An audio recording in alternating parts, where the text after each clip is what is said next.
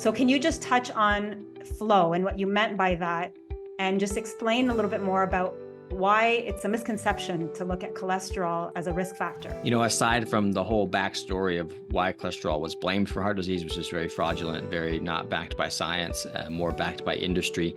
Aside from that, and the fact that we have a lot of modern day research that show that it's not correlated, there's no correlation between what your lipids are and your development of plaque and arteries. There's also a lot of literature that shows that this is a blood flow or hemodynamic change issue, basically. So this is a kind of like a hydraulic system. There's supposed to be a certain amount of fluid in the system, and that's what allows the system to work. And things are supposed to be moving and flowing.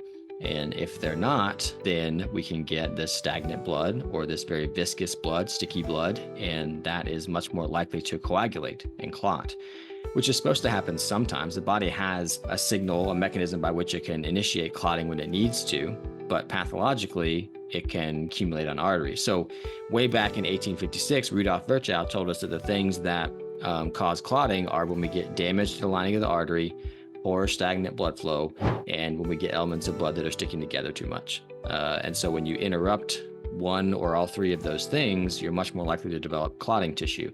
And that's what atherosclerosis is. When you measure or when you analyze atherosclerosis, it's 87%, according to one study, clotting tissue, which is the same tissue that would form if I cut my skin and a scab formed to stop bleeding. It's that clotting tissue.